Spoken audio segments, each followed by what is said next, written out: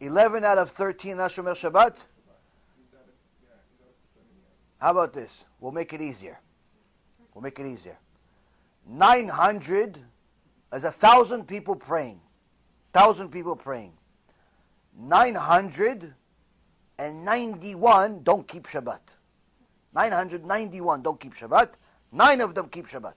9 keep Shabbat. You have a Minyan? You have 1,000 people. You have Minyan? No Minyan. No Minyan. Needless to say, 11 out of 13 don't keep Shabbat. It's not Minyan. What does that mean you have no Minyan? You have 15 people, 20 people praying. Nobody keeps Shabbat, or most don't keep Shabbat. What does that mean? You can't say Kaddish. Source is Ilchot Rambam, Ilchot Shabbat, chapter 30, Halakha number 15. Mechalel Shabbat ukegoy lechol davar. Someone that violates Shabbat is considered 100% a goy, an idol worshipper, the Rambam says. Which means that 13 people are there, 11 of them are considered idol worshippers. Now if I brought you Mustafa, and then I brought you Chris over here, and I said, these guys are going to give you a shiur. Say Kaddish at the end of the shiur. Anyone say Amen to this Kaddish? No. Why? They're idol worshippers, these people. You don't say Amen to a blessing by an idol worshipper.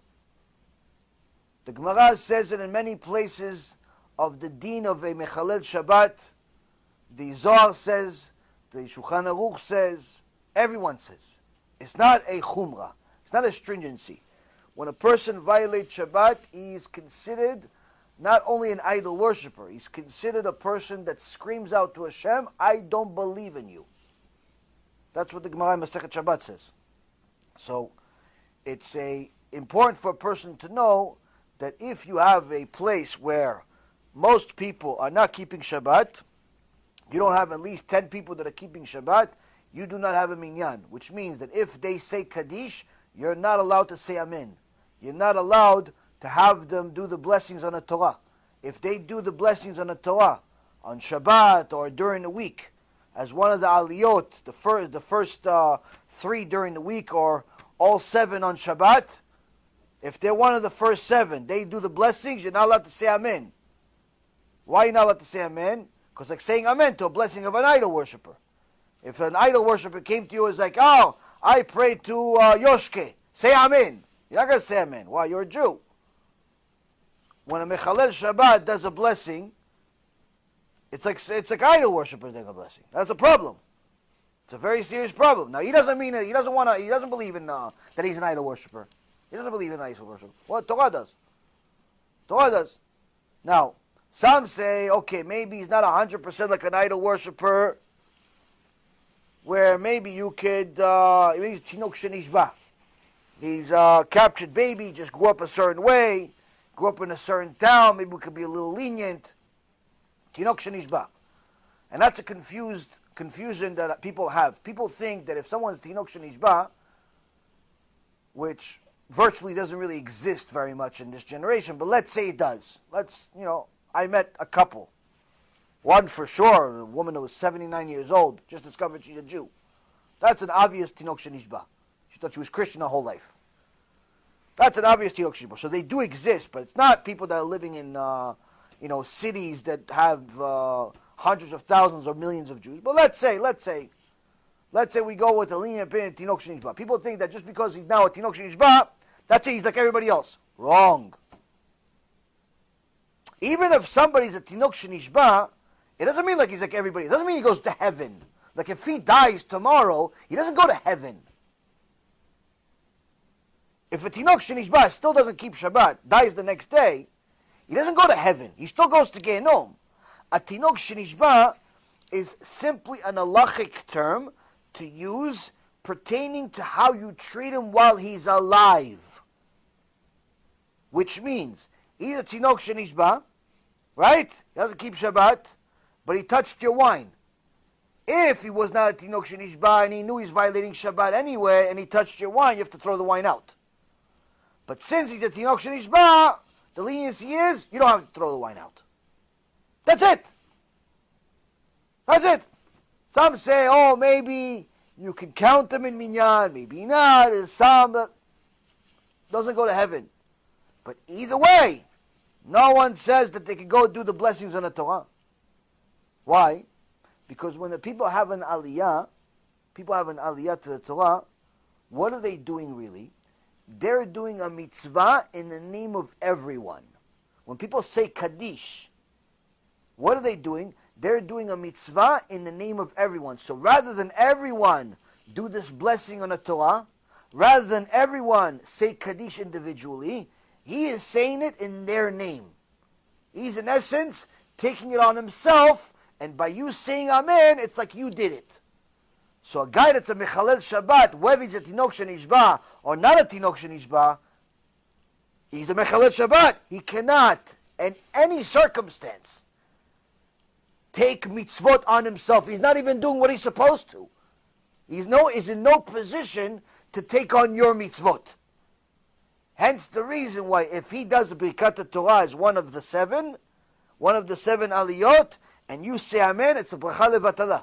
It's saying Hashem's name in vain. It's a sin from the Torah, one of the 10 Commandments. So how come you still see Mechalel Shabbat sometimes get an aliyah in a good shul, not a bad one, not the ones that sometimes you'll see they get an aliyah anyway. What aliyah do they give them? They give them the Mosif. Mosif is number 8, 9, 10, 11, which are, they're really doing, when they do the blessing, they're just doing the blessing for themselves. They're not doing the blessing for anybody else. But that's because we've already filled up the first 7 spots of people that were Shomrei Shabbat that took on the mitzvah for everybody else. He's a Mosif. He's number 8, 9. We don't have to have a Mosif. The Mosif is just an extra, just if you feel like adding it. Just to give him like some, encouragement to keep coming back. Give him some kavod, so you give him an aliyah anyway, number 8, number 9, number 17, whatever you want. But more than 7, beyond 7, you can count to 1,000 if you want. Give everybody an aliyah. But the first 7, the ones that are doing the bracha for the klal, absolutely no permission to have it as a Mechalel Shabbat. He's in no position to take on anybody else's responsibility because he's not even fulfilling his own responsibility. So if a person says Amen to his blessing, it's a bracha levatala. So if a person goes to a shul that does not have at least 10 people that are Shomrei Shabbat, find a real shul. You don't have a real shul, pray at home. Pray at home. Why? Because you praying at home is better than you praying with 13 Mechalei Shabbat. Why is it better? Because if you're praying with 13 Mechalei Shabbat, surely they're going to say Kaddish. Surely they're going to bring out the Torah. Which means what? You're going to be a partner to a sin. They're going to say, no, come on, no, we'll give you an aliyah today. It's not that many of us. You get your turn, you're going to get an aliyah. So you have to do it now, you get an aliyah. A non-kosher aliyah. You're going to be responsible for sins. You go to Beit Knesset, do mitzvot or sins. If you want to go make sins, go to a nightclub instead, you have more fun. Go jump off a roof. I don't know, you have fun on the way down. You don't go to Beit Knesset to make sins. Go to Beit Knesset to make mitzvot. If there's no kosher minyan, it's not a Beit Knesset. It's a building with people in it. Instead of going to the Beit Knesset with 13 people that are Mechalei Shabbat, say, guys, listen, today, my rabbi gave me different instructions. Instead of us praying Shachrit together, I brought a projector. It's already set up. I came here at 5 o'clock in the morning. You guys are here. Just have a seat. You can have your talit on if you want. You want to feel good about your talit? No problem. Put the talit on, put the feeling on. But instead of praying, instead of reading from the Siddur, we're going to do something else. What we're going to do? Yeah, we're going to watch it. Play one of the shiurim. Have all 13 of them. Watch one of the shiurim together. But by the end of the shiur, they're all going to keep Shabbat. Have them watch the shiur together. Not have a fake minyan. Why? They watch shiur, they'll understand what violating Shabbat is. They'll start keeping Shabbat. But to pray fake minyan, there's no toilet whatsoever. There's no nothing good comes out of it. Oh, they'll get offended. Let them get offended. How come you're not worried about Hashem getting offended? A person needs to know that there are rules to the Torah. It's not suggestions. Next question.